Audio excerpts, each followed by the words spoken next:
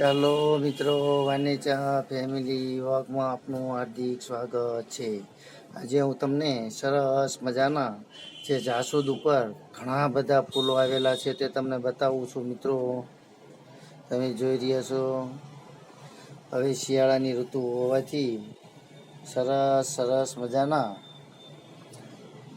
જે ફૂલ આવેલા છે એ તમને હું બતાવી રહ્યો છું. મિત્રો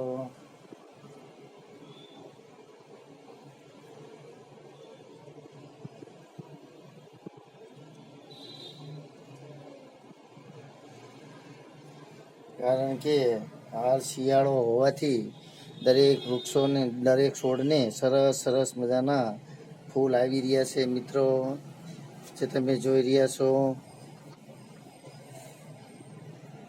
તેમજ આપણો બગીચો પણ સરસ મજાનો ખીલી રહ્યો છે, જે હું તમને બતાવી રહ્યો છું.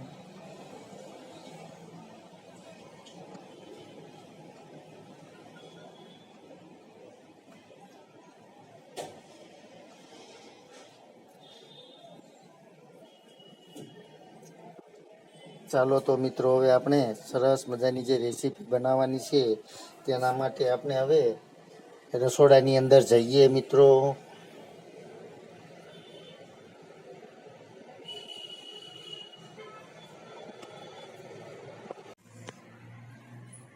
ચાલો મિત્રો, આપણે રસોડામાં આવી ગયા છીએ.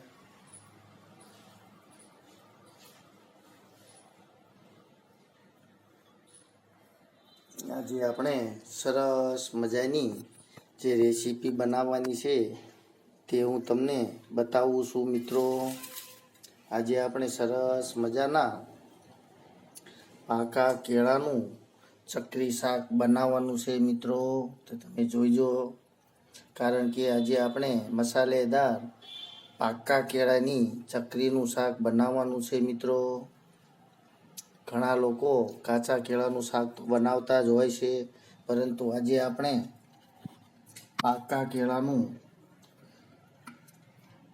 ચકરી શાક મસાલેદાર સરસ મજાનું બનાવવાનું છે. મિત્રો તો તમે પૂરેપૂરો વિડીયો જોઈજો. મિત્રો કારણ કે તેને કઈ રીતે આપણે બનાવી છીએ તે તમે પૂરો વિડીયો જોઈજો. મિત્રો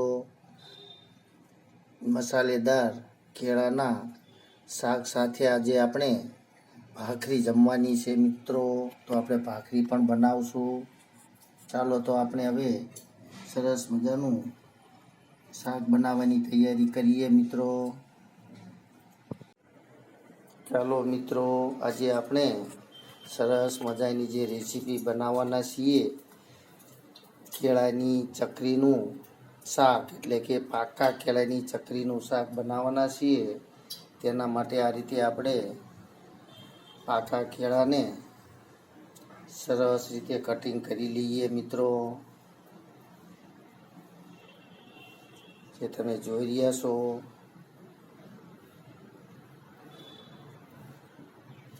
ચાલો તો હવે આપણે દરેક કેળાનું એ રીતે કટિંગ કરી લઈશું. મિત્રો તેમજ આપણે તેના વઘાર માટે તેલ પણ તૈયાર કરી રહ્યા છીએ. મિત્રો તમે જોઈ રહ્યા છો, તેની અંદર થોડીક રાઈ ઉમેરીએ,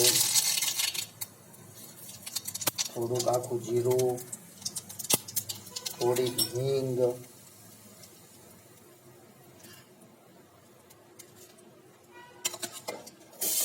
ત્યાર પછી તેની અંદર જે આપણે કેળાનું કટિંગ કરેલું છે પાકા કેળાનું તે ઉમેરી રહ્યા છીએ. મિત્રો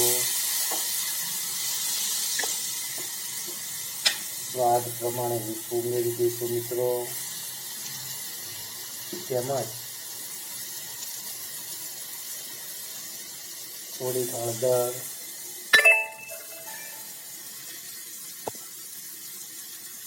થોડુંક લાલ મરચું, થોડુંક ધાણા જીરું અંદર ઉમેરીને બરાબર તેને મિક્સ કરી લઈએ. મિત્રો એની ખાસ ધ્યાન આપવાનું છે. મિત્રો કે પાકા કેળાના શાકની અંદર આપણે પાણીનું ટીપું પણ નાખવાનું નથી મિત્રો. તેને ફક્ત આ રીતે તેલની અંદર જ, તેલ પણ બહુ ઝાઝું નાખવાનું નથી મિત્રો, કારણ કે શાક કોરું જ બનાવવાનું હોય છે. નહીંતર કેળું આખું તેના ટુકડા થઈ જતા હોય છે, એટલે મજા જ નહીં આવે તમને જમવાની. તમે જોઈ રહ્યા છો સરસ મજાનું કેળાનું ચકરી શાક તૈયાર થઈ ગયું છે મિત્રો. ચાલો મિત્રો, તમે જોઈ રહ્યા છો આજે આપણે સરસ મજાનું જે પાકા કેળાનું ચકરીનું શાક બનાવવાના છીએ, તેની સાથે જમવા માટે સરસ મજાની ભાખરી પણ તૈયાર થઈ ગઈ છે મિત્રો. તમે જોઈ રહ્યા છો. તેમજ સરસ મજાનું આપણું પાકા કેળાનું ચકરી શાક પણ તૈયાર થઈ ગયું છે મિત્રો. તમે જોઈ રહ્યા છો. કારણ કે આમાં એક વસ્તુનું ખાસ ધ્યાન રાખવાનું છે મિત્રો, કે આપણે પાકા કેળાનું શાક બનાવીએ તેમાં ટીપું પાણી પણ નાખવાનું નથી મિત્રો. ફક્ત તેલના વઘારની અંદર જ એને સડવા દેવાનું છે વરાળથી. તમે જોઈ રહ્યા છો કેટલું સરસ મજાનું પાકા કેળાનું ચકરી શાક આપણું તૈયાર થઈ ગયું છે મિત્રો.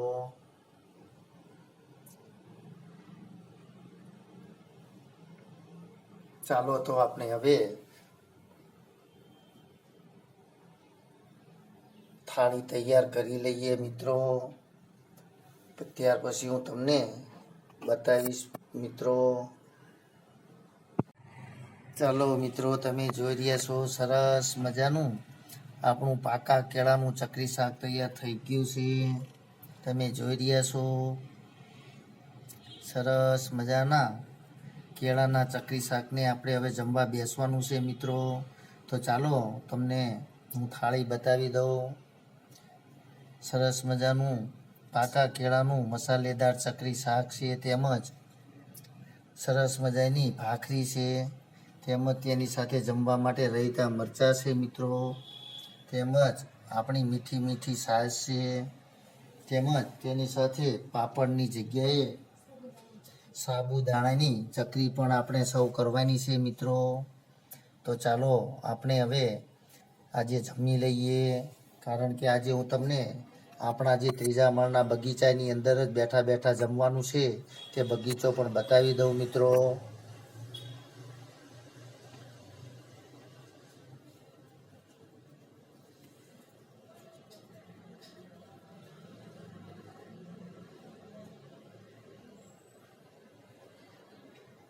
સરસ મજાનો આપણો બગીચો પણ ખીલી રહ્યો છે મિત્રો. તમે જોઈ રહ્યા છો બપોરનો ટાઈમ છે, તડકો પણ તમે જોતા હશો, કારણ કે સૂર્ય દાદા પણ આકાશમાં બહબહાટી બોલાવી રહ્યા છે મિત્રો. ચાલો તો આપણા બગીચાની વચ્ચે બેસીને આજે આપણે સરસ મજાનું પાકા કેળાનું શાક જમી લઈએ મિત્રો. જો તમને આવી મારી રેસીપી પસંદ આવતી હોય તો લાઈક કરજો, શેર કરજો અને સબસ્ક્રાઈબ કરજો, કે જેથી કરીને હું તમને આવા નવા શાકના વિડીયો બનાવીને ભેજતો રહું મિત્રો, એટલે કે મોકલતો રહું. તો ચાલો મિત્રો જમી લઈએ, તમે પણ જમી લ્યો. જય માતાજી, જય યોગેશ્વર ભગવાન.